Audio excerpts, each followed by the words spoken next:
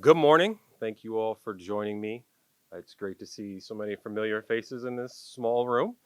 Um, some I would say are opponents based on how the media basketball game went last week. So good to see you guys again. I think we redeemed ourselves a little bit in that game, so I'm happy about that. But a special hello to some of the new faces as well that will be covering our team. Welcome to the season and what that's going to be like. I know you guys spend a lot of time away from family really covering us, making sure you guys are connecting with our fans, telling the stories of our players. It's a job that we really appreciate everything that you guys do, and I do want to say thank you for that. I'll probably start first by recapping the offseason and then jump into kind of the season ahead for us. This is year 2, 15 months into being under Michael's leadership and coming to DC for us. I would say we know more now than we did when we first got here. It was definitely something that we tried to figure out on the fly a lot of the times. But at the end of the day, our goal remained the same, and that was to charter a path towards sustained team success. And that's not going to change. I would say last year we spent a lot of time assessing, coming in, trying to figure out where we were at, try to find ways where we can level up, and again, figuring things out on the fly. But having the offseason that we had this time around, we were able to add more processes, add more staff, continue to kind of dissect what we want everything to look like moving forward, and find people that we think will add to the future fabric of the Wizards. And I think we did that this offseason. For me, it's always, I think, a good time at the beginning of the year to really take stock of where you're at. Look at your core principles, freshen up on those objectives, make sure everybody's on the same page. And if we're really to think about it, the phases of the rebuild, there's the deconstruction phase, there's the laying the foundation phase, there's the building it back up, and then there's fortifying what you build. We're still focused on deconstructing and laying that foundation. And I think that's important to remind everyone that we're still early in the phase that we're going through. While we'll continue to chip away and continue to add, I do think this summer we made a lot of cultural deposits into the environment. And that started with the hiring of Coach Brian Keefe. He, as a person and a coach, is someone who's aligned with not only like where we want to go, but how we want to get there. And you'll hear it from him, but you'll hear it from us as well. Like, we're not skipping steps. We're going right through it. We're going to do it the hard way through hard work, a holistic player development approach, and just finding those small wins and searching for that innovation every single day. So he did a really good job this offseason of meticulously taking his time to build out his coaching staff. You guys will get more familiar with them as the season goes along, but most of them have extensive player development backgrounds. They come from Brooklyn, from Detroit, from teams that have been through rebuilds and young players. I would say they're also very collaborative with the front office, but also very collaborative with each other and across the different pillars that you'll be spending time with as we talk about our holistic player development approach. And they're really good at building relationships, especially with our young players. So for us, that stuff's important. It's important in the phase we're in now, but it's also important to sustain the phase that we're going to. So that was kind of the beginning of it for the summer, for the off season for us. If you guys probably go chronologically, then it was the draft. As you know, we were aggressive in the draft, and we will always look to be opportunistic on that. We were fortunate to add 3 players by getting back in the lottery, moving up late in the later round of the first round, moving up to grab 3 guys who we're really happy to have, who all fit kind of the way we want to play, and we'll lean on that not just now, but moving forward. On draft night as well, we added a player in Malcolm Brogdon, who has already benefited, who we've already benefited from having in the building. He and his wife are very familiar with the area, have already done community service and been out in the neighborhoods. But also he's been a person that the guys can lean on during the off season, during that jump season. He's been a leader, just talking to him, taking guys out, but also the stuff that he brings on the court. And I think you guys will see that as the season gets going. I guess if I jump to the next part, the draft, then that's free agency. Free agency, we were lucky to signed 4 guys, but added 2 new guys in Jonas and in Sadiq, who wanted to be here. They chose to be here, and I think that's important because they sat down with us. They asked us questions about what we're doing, how we planned on getting there. And those guys wanted to contribute to that, and they wanted to be here, and they're on board with helping us get through that next phase of the organization. So I think that was important. But most of the gains that we made this year, or this summer, this jump season, this off season, were made by the work that these guys really put in. We told you when I sat down here in April, there's 170 days, I think it was, until training camp started. We're now down to a few more as it tips off on Tuesday. But our team really attacked it. I would say our younger players, we had over a handful of players back here in May. Before the second round of the playoffs that even started for every team, we had a handful of guys already back in here. And they were getting after it, working, and they've been here all the way up until now. So that's big. That's huge for us, just establishing that culture of work that we talked about. Bilal was here in May, and fortunately for him, got a chance to leave in June, go play in the Olympics in Paris in his hometown and win a silver medal. We were extremely happy for him. Make sure that we spent some time with him over there. Coach Keefe went over there. Our performance people went over there. My wife and I went over there. We probably spent more time with his family than we really did with him, eating pretty well while we were over there. But it was a really good experience for him. I'm sure when you guys get a chance to talk to him, he can talk about all the positives he took away from that. But as soon as it was over, he packed his stuff up and came right back. He was right back in August. So, again, it was a huge summer by our young players. But if we go back to June, Kyle hosted the team down in Miami. Had a bunch of guys come down there, work out with him.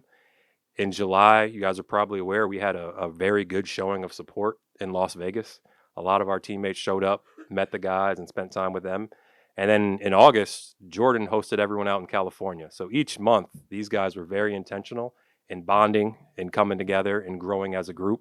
And we think we're going to reap the benefits of that. And if I'm being honest, we've had the majority of the group here. What would you say, Jim? Like post Labor Day, the gym's been packed, been full. So again, they've been attacking September, trying to make sure that we're there when October 1st hits. So I asked a lot of the guys to get into the gym and get after it and really bond. And we hope that cohesiveness and that time together will show, because I think everybody to a man sat up here, Brian Keefe, myself, and talked about the positive player development and guys hitting their individual goals during the season. The players talked about that, which is great, but we didn't achieve as many team goals as we wanted. So for us, we thought that started with getting to know each other, spending real time with each other. So you trust each other a little bit more on the basketball court, and we could see a little bit more of that team goal success for this season. So that's kind of the jump season. I thought those 170 days were pretty productive. We had to make a lot of decisions, but I'm very happy for where we landed on most of that stuff. It's time to kind of move ahead. If I could wrap up last season, it would be, we really were trying to level up, try to get everything off the ground, try to figure out what works here.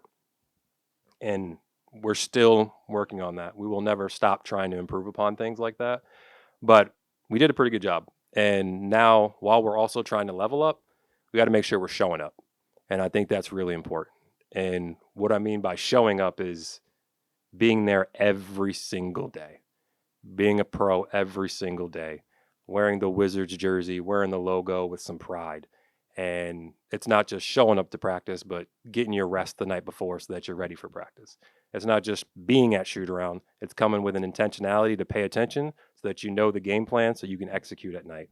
But it's not just the basketball stuff. It's showing up in the community. It's showing up when you have your media obligations, being present in the moment, showing up for fan engagement. Like, that stuff matters here and always will. The approach when we get off the bus, the approach when we walk into different arenas. Like, we want people to feel the Wizards, and showing up is how that happens. So for us, you'll probably hear it a few times. We've leveled up. Now we're going to show up, but we have a really good opportunity with a few different international players, and also taking a trip to Canada, taking a trip to Mexico, to not just show up domestically, but internationally. And that's important to us.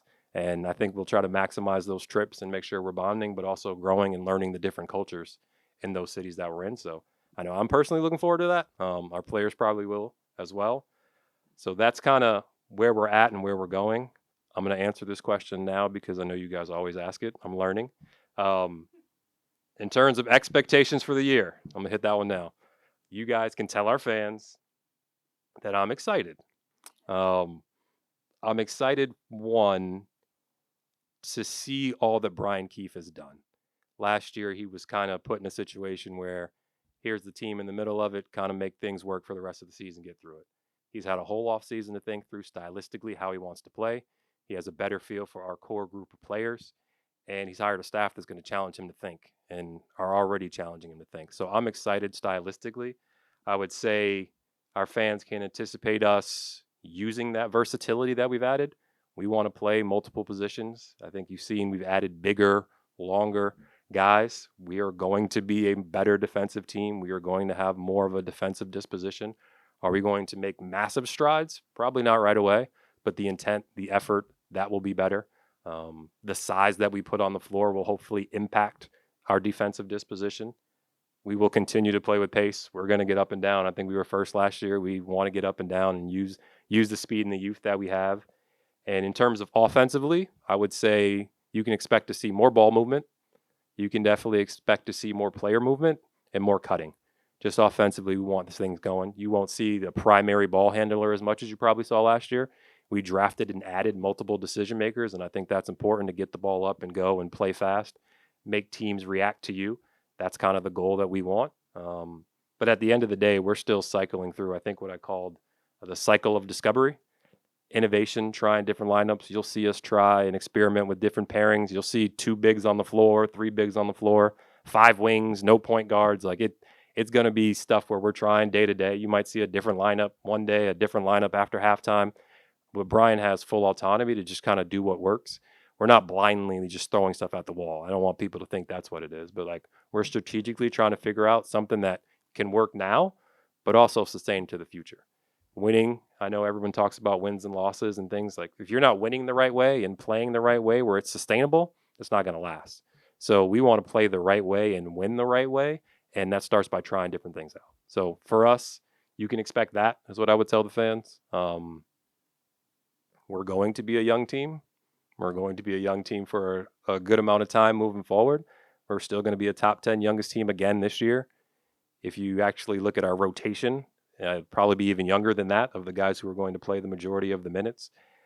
I think the stat is, Matt gave it to me the other day, we're second in terms of players under 25 years old. So I think that'll continue to grow and get younger. And as you know, that stuff takes time. Development isn't linear. Our guys are going to continue to get better. So I guess lastly, I would close by telling the fans, celebrate those growing pains. Because through that growing pains, you're going to see the growth and the opportunity that's ahead. I would tell our fans to really focus on the trajectories of our players. You will see growth moments. You will see glimpses of what's going to come in the future, not just from our players, but from our team. Eventually, that will become more consistent. I promise. It will become more consistent. But when you see those glimpses, take stock in that, own that, and know that more of that is going to come. We will give our players the runway to take off. When that happens, a lot of that is on them. We feel confident in our coaching staff, our player development programs, our medical group that we're going to help them maximize themselves, but they got to put the time in. And just being around this group this summer, I think they will. But we're not going to rush the ascent. We're going to let our guys take as much time on the runway as they need and take off, knowing that the flight pattern will be a little bit more like this than straight up. But again, we're going to give guys the runway to do that. And you'll get tired of me saying this, but we're going to do that by not skipping steps. That's not going to change. We're not going to get rushed. We'll continue to track small incremental wins. We'll celebrate those small wins. Our fans should celebrate them with us. And we'll check in player development every 10 games. Where are we at? Where are our measurables? Are we hitting them? Why are we not hitting them? Are we close to them? Did we surpass them? Do you need new ones? We're just going to continue to ask questions. As a team, have the huge milestone checkpoints every 25 games to just really check in. But again, at the end of the day, if I were to sum it up, success will not solely come from the outcomes from us this year, but it's going to be the player growth. It's going to be player development. It's going to be finding innovation, and 2 staples of everything are going to be those cultural deposits that we're making and the community engagement.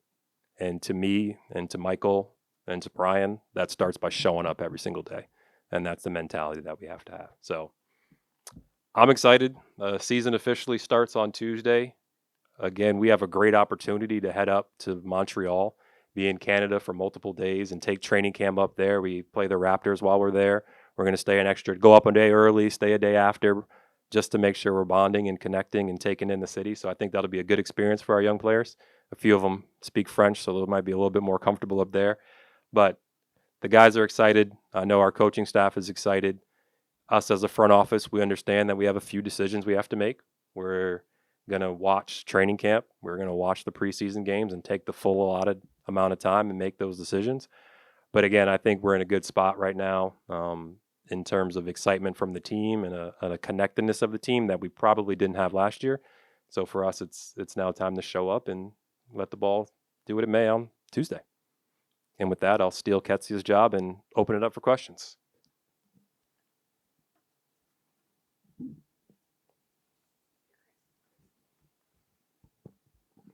Josh. Will, if everything goes the way you want it to go, what will the team look like at the end of the regular season? I think the team would look differently in terms of physical growth. Just we have a lot of young players whose body is going to develop. It'll look better in terms of consistency of play. If we looked at last season, there were times where we didn't play all 48 minutes. I don't expect you to do that every single night, but to play closer and closer to doing that. We were in a lot of close ball games towards the end of last season. I'd like to be in those again and see us try to win a few more of those in terms of how we go about it and how we approach it. And for us, I want to see a more connected group at the end of the year. So again, the things I talked about with the fans, measuring, seeing the trajectories, there's going to be wow plays both ways. But if I can see a player's growth in terms of making the wrong pass and the wrong decision in the second quarter, but having that same play and make it in the fourth quarter, like that's a win for us. Seeing a team throw a matchup at us that we're not prepared for in December, but we're prepared for when we play them again in February, that's the growth that I'll be looking for. And we'll look for that individually and team-wise.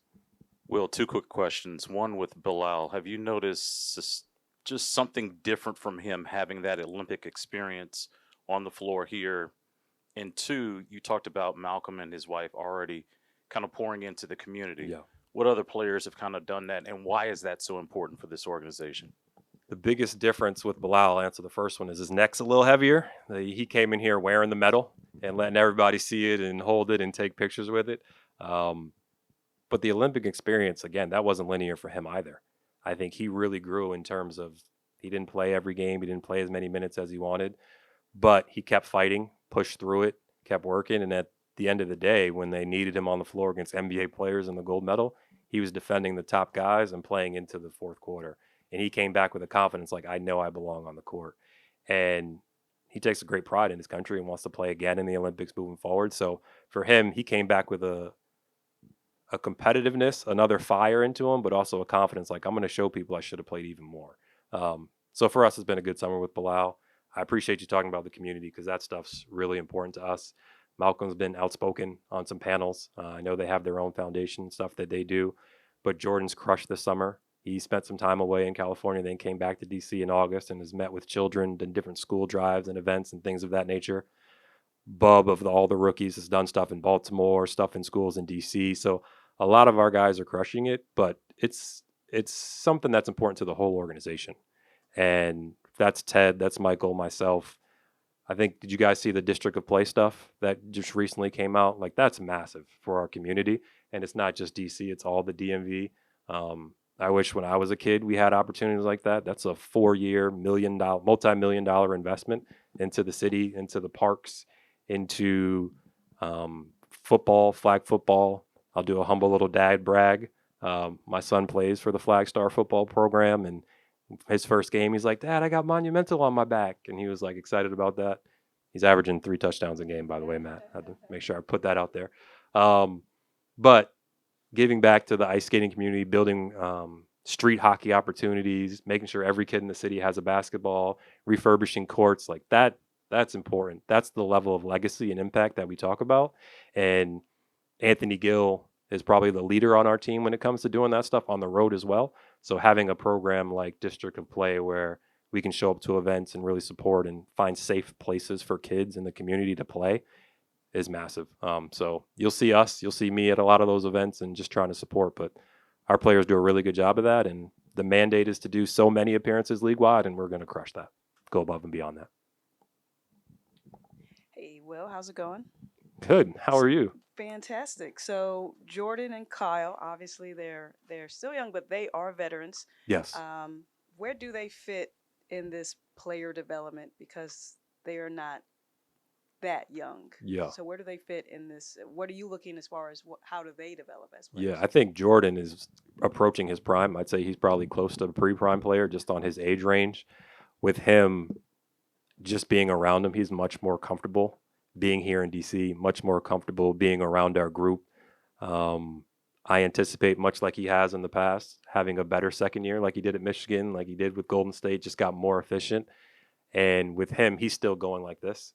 And I think you'll see the ball in his hands a little bit more than you did at the beginning of the year last year, and a style of play that kind of suits him in terms of pace. But both Jordan and Kyle are leaders on our team, and Kyle's had a good summer. He's in shape. He's spent a lot of time connecting with the guys and figuring out best way to lead and use his voice and how we can be more efficient as a group in the fourth quarter and find plays that work for us. So again, those guys are vital to what we're doing on the court, but maybe even more important in what we're doing in the locker room and the standards that we're creating.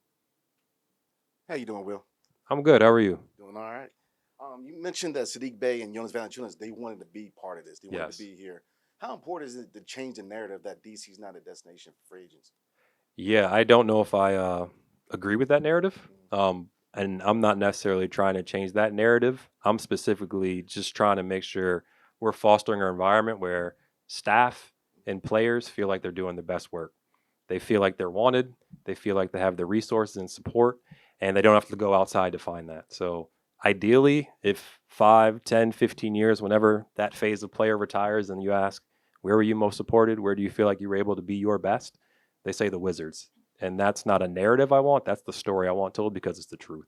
But Saddiq's a DC guy. Like having the opportunity to come here, obviously he's injured. He's going to rehab, but he's attacking his rehab program and still showing people what it's like to work. He's like, no, I know what DC basketball is like. I want to get this off the ground and build this in a place where people do respect us and want to be here and know what we're about. And Jonas is like, this is an opportunity. Obviously, the city for my family is great. He's got young ones. But he's like, I see the young talent here. I want to help cultivate them and help them get there and be part of those bricks that help you build upon.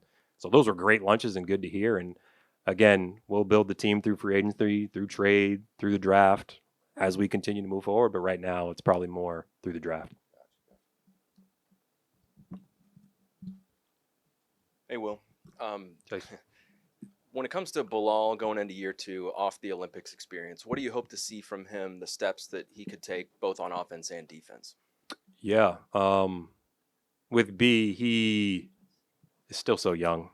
I think when you look at his trajectory, he's in year 2 of NBA basketball, and he missed the last 15, 16 games where he probably would have had the ball in his hands a little bit more. His best basketball is 5, 6, 7 years down the line, so I don't want to rush that.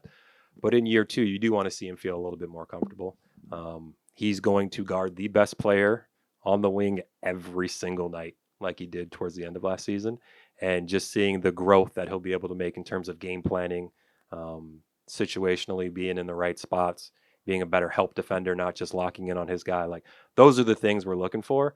And then just having a continual motor offensively. I think towards the end of the season, again, we'll build him up in terms of his playmaking because we see him as a big guard who can make plays. And for him, it's just finding that confidence again in year 2 and knowing he belongs on the floor, on both ends of the floor every night. I think that's what I'll be looking for. Hey, Will, how are you? I'm good. How are you doing? Good. I wanted to, you mentioned Bub, he's done some events in the community in Baltimore. Yeah. And as you may have noticed, Baltimore has its own sports culture. So with him being from there, the Ravens are recognizing him Sunday during their football game. Do you think that just his influence will have an opportunity to unlock a different fan base for the Wizards coming out of Baltimore? Well, I have to hit on the first part for sure. You brought up the Ravens, so that's a tough one. Knowing I'm a Bills fan, Bub and I will be there Sunday night on the field together.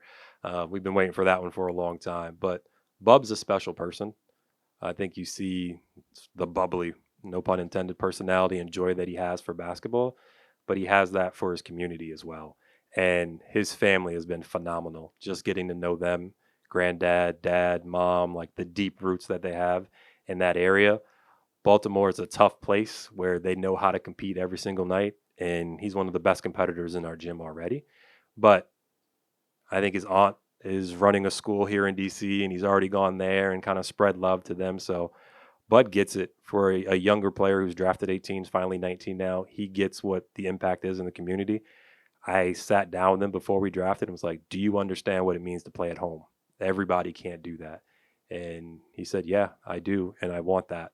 And I would love to have more fans in Baltimore. I'd love to be able to merge the different communities and spend more time up there. I think Sunday before the game, he's not just going there for the game. He's going to spend some time at a children's hospital and spend some time in the community there. So he gets the big picture at a young age. And again, I see this as a sports community and in communication with the different general managers of all the sports around here and just trying to learn myself on what works here. So for me, I'm excited to go to the game for more reasons than one, but I'll be with Bub while he's giving back to his community and hopefully adding more Wizards fans up there in Baltimore. Hey, Will. You talked about how everyone can't play at home. What are the difficulties that make make it so? I was never a good enough player to make it to the NBA and play home in Boston, but I can imagine the fans, the tickets. Like even Bub's like, man, opening night, it's like 150 people already asking me for tickets. But it just means more. You know, there's more pressure. There's harder to get away. I've asked Sadiq about this too when I sat down with him. It means more, and at an early age as a rookie, you have enough pressures trying to figure it out and things that can take you away. So you have to be a strong-minded person to really bear that. Learning how to tell people no is a skill, believe it or not, and it's something that we try to work with our young players. So again, you have different people with more access to you. You weigh a little bit more just knowing you want to turn things around here.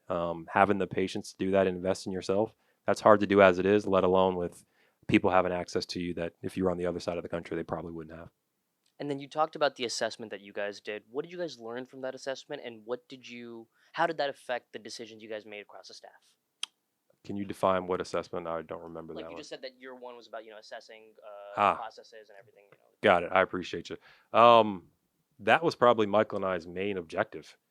We didn't want to come in and just make wholesale changes. Like we didn't think that was right. There's a lot of great people in this building, and there still are, but we were able to kind of assess, see what works here. Michael has come from 3 different organizations. I've come from one.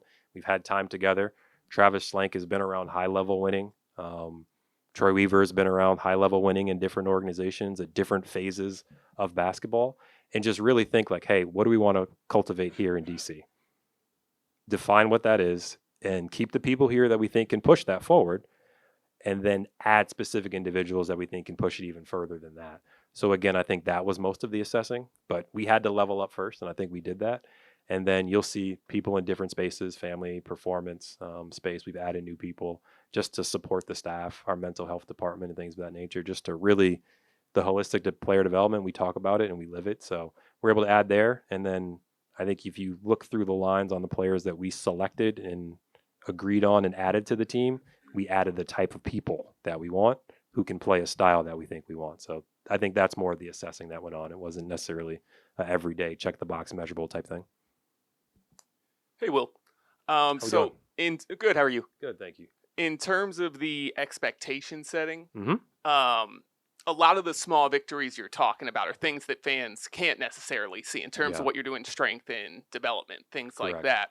So in the case that there's not a huge jump right away in terms of win-loss record, are there any like statistical categories that philosophically fit with how you want to play that fans should be looking to say that's the measurable I see where things are going in the right direction? Yeah, I think that's a very good question. I'll keep some of that internal as we try to not let our opponents know exactly what we're focusing in on.